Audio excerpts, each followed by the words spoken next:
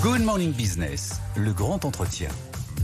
7h46 sur BFM Business et sur AMC Découverte. Le grand entretien aujourd'hui, notre invité avec Raphaël Legendre, c'est Jérôme Garnache-Creuillot. Bonjour. Bonjour. Vous êtes Bonjour. le PDG du groupe Europlasma, groupe industriel coté en bourse, 15 millions d'euros de chiffre d'affaires. Vous travaillez pour la défense, vous faites des pièces de fonderie, des corps creux par exemple, pour pouvoir ensuite les remplir de poudre. Vous allez nous expliquer tout ça. Vous travaillez aussi dans la destruction de déchets dangereux, dans la décarbonation des industries. Vous avez repris en 2021 les forges de Tarbes. C'était au bord de la faillite qui fabrique des obus. Vous faites ça dans les Hautes-Pyrénées. Le dossier qui nous intéresse ce matin, c'est la fonderie de Bretagne. Vous êtes candidat à la reprise. Vous avez rencontré cette semaine les salariés et les syndicats. Quel est le projet que vous leur avez présenté ? C'est un projet qui permet très rapidement, en fait, de substituer une production en très gros volume, en très grande série, à une production qui a disparu de la très grande série. En gros, l'industrie automobile est en train de se transformer complètement. Les volumes de fonderie, de la fonderie de Bretagne ont diminué massivement, drastiquement, et il n'y a pas d'activité qui puisse se substituer aussi rapidement aujourd'hui que l'industrie de défense, en réalité, sur de la très grande série. Donc l'idée, c'était d'avoir une approche un peu opportuniste en disant, voilà, là, il faut réagir très vite, très fort, en très gros volume. La défense, c'est très vite, très fort, en très gros volume, et ça nous donne le temps de travailler sur tous les axes de diversification. Et c'est facile, c'est-à-dire qu'on peut passer de pièces détachées automobiles à pièces pour la défense assez simplement ? C'est la force du dossier de la fonderie de Bretagne, c'est qu'en fait, ils fabriquaient déjà des obus de 120 mm. Ils ont commencé à les fabriquer. Ils ont tout l'équipement qui permet de le faire instantanément, quasiment. C'est 3 à 4 mois en fait d'adaptation pour commander les outillages, etc. Donc c'est vraiment parce que c'est très rapide. Simple. Ouais. C'est très très simple et dans des volumes qui sont gigantesques. Alors on parle de combien justement sur ces volumes? Quelle serait la capacité de production des fonderies de Bretagne? Si on consacrait 50% de l'activité de la fonderie de Bretagne à la défense aujourd'hui, on serait sur des bases qui sont à 3 millions à peu près. Si on est à 100%, on est autour de 6 millions d'obus de 120 mm. Or, on ne peut pas être à 100%, puisqu'en fait, il y a la partie automobile quand même qui subsiste. Et puis, il y a ces industries qu'on veut absolument développer dans le ferroviaire, dans l'énergie. Et là, c'est l'avenir. Donc, en fait, c'est l'avenir. C'est l'avenir en termes de diversification, parce que ça va nous permettre, si on est désigné repreneur, parce que c'est pas fait, mais ça nous permettra en fait d'avoir une manière de confort par rapport à potentiellement une diminution de la demande sur la défense un jour. Vous avez été accueilli comment ? Le projet, je pense que le projet est bien accueilli. Il y a évidemment une discussion autour du nombre d'emplois. Vous proposez de reprendre 80%. Ouais, nous on est à 240 quasiment personnes. 85% des emplois repris. Pourquoi ? Parce que justement, on a cette capacité à redéployer très très rapidement. La seule chose, c'est qu'il faut aussi avoir les commandes en face. Oui. Et pour l'instant, on a des lettres d'intention, on a des pré-contrats, on a des choses comme ça. Mais on n'a pas de manière ferme des volumes très importants sur les 3 ou 4 prochaines années. Si vous aviez ces commandes fermes, c'est le grand sujet aujourd'hui, du côté de la commande publique notamment, ça veut dire que vous pourriez conserver davantage d'emplois ? Oui, on aurait en fait 3-4 mois pendant lesquels il y aura beaucoup moins d'activité, parce que c'est les mois pendant lesquels on va mettre en place l'outil. Oui. Une fois que les cadences qu'il est en augmentent, place, on peut fabriquer 1200 obus à l'heure. Donc c'est vraiment beaucoup, hein. C'est 24 000 par jour, grosso modo. voilà. 25 000 par jour. Il y a une demande mondiale qui est très importante.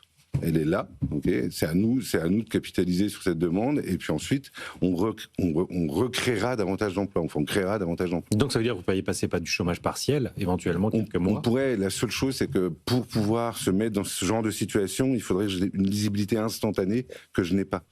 C'est très compliqué d'aller voir aujourd'hui des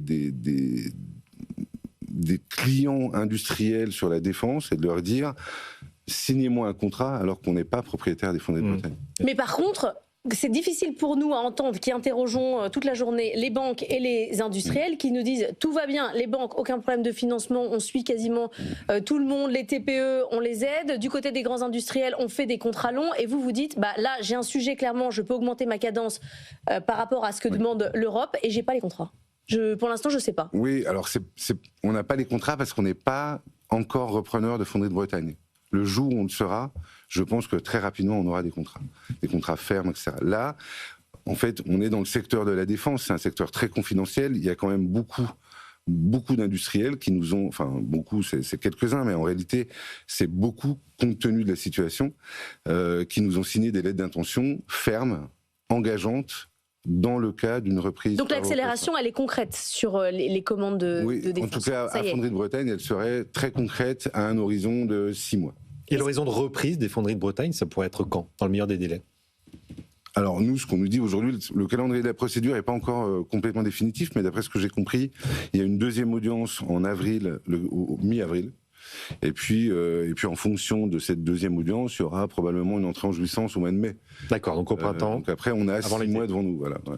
Il y a une réunion aujourd'hui à Bercy entre les assureurs, les banques, certains industriels. L'objectif, c'est de parler des PME et de renforcer ce tissu. 1, est-ce que vous allez y aller? Et 2, qu'est-ce que vous en attendez? Alors j'y serai représenté par mon administrateur, qui est l'ancien délégué général pour l'armement. On est dans une situation qui est un peu particulière. On reprend des entreprises qui sont parties en redressement judiciaire.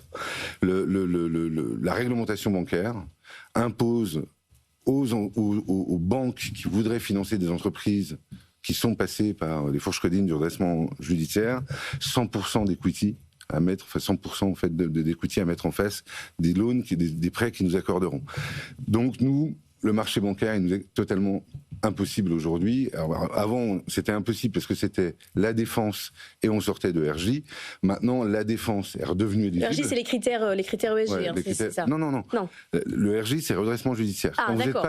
Quand vous êtes passé par le chemin de la faillite ou de la quasi-faillite, une banque qui généralement va mobiliser ce qu'on appelle du tier 1 et du tier 2 pour garantir en fait sa capacité à financer. Ok, donc c'est des fonds propres bancaires en réalité. Oui. Elle va mobiliser pour un prêt de 100 entre 8 et 9,5. D'accord. Sur une entreprise qui est partie en redressement judiciaire, c'est 100%. Donc c'est impossible pour elle d'avoir un rendement sur ces 100 qui se matérialisent par pour nous des taux d'intérêt. Du coup, pour vous, le financement bancaire, c'est pas possible? C'est impossible compte tenu de la réglementation bancaire. C'est pas de la faute des banquiers, c'est vraiment de la faute de la réglementation. Ça, c'est un dossier que vous allez porter, par exemple, aujourd'hui? Alors ça supposerait une nouvelle directive européenne, une transposition en droit français qui soit rapide, donc je compte pas trop là-dessus. Nous, on a été suivis depuis le début par Alpha Blue Ocean d'un côté, par la DGA de l'autre, sur l'ensemble de nos investissements, et on va aller travailler. Donc c'est les fonds et la Direction Générale de l'Armement. Et là, c'est sur le cas très particulier du redressement judiciaire, qui est un segment quand même très particulier. Plus globalement, parmi les milliers d'entreprises, les 4500 entreprises, la base industrielle et technologique de défense, est-ce qu'on a aujourd'hui véritablement des manques de financement? Le chiffrage de Bercy, c'est entre 3 et 5 milliards d'euros de fonds propres. On se dit que c'est pas énorme finalement. En fait, il y a un manque de financement qui est c'est pas l'instantanéité qui va compter, c'est que de manière chronique, depuis 30 ans, l'activité de défense, elle a été oubliée, ce qu'on a appelé les dividendes de la paix, en réalité, ça a démoli... C'était de la décroissance, mais là on a changé de monde. Là on change de monde, il faut être... Là aussi, c'est comme la Fonderie de Bretagne, il faut être très fort tout de suite, instantanément. Les marchés, ils sont maintenant. Et ils sont maintenant pour très longtemps. Effectivement, aujourd'hui, vous avez des indicateurs avancés, par exemple, sur la commande de poudre pour remplir ces obus, qui vont jusqu'en 2040. Donc voilà, les contrats sont à long terme. Le marché mondial, où la demande mondiale est gigantesque, et toute l'industrie européenne se met en place. Il faut être là, très fort maintenant, pour financer ce renouvellement et ces investissements en France, parce que sinon ça partira ailleurs. Le winner takes it all, c'est une course de rapidité. Est-ce qu'on a les bras simplement pour on n'a pas les bras. Assurer cette augmentation de la cadence de production? Il va falloir travailler beaucoup sur l'automatisation, la robotisation, parce qu'aujourd'hui on n'a pas suffisamment de gens formés pour certains métiers très spécifiques qui sont liés à l'industrie de l'armement. Qu'est-ce qui manque? Les soudeurs, les forgerons, les fondeurs, c'est des métiers qui ont disparu. C'est 15-20 personnes formées chaque année, là où aujourd'hui vous en faudrait 2000. Voilà, ah oui, l'écart il est là. 20 personnes qui sortent, il en faudrait 2000. Pour l'ensemble, moi je pense que sur des forgerons aujourd'hui, si on veut être en place et être capable de forger par exemple 1 million de corps d'obus, de gros calibres, pas les petits, pas les moyens, pas de gros calibres, oui, il faut énormément de forgerons et on les a pas. Est-ce que vous savez s'il y a des concurrents sur la Fonderie de Bretagne? Il y a eu des lettres d'intention. Je n'ai pas d'éléments là-dessus. Vous ne savez pas s'il y a quelqu'un face à vous. Non. Merci beaucoup d'être venu ce matin.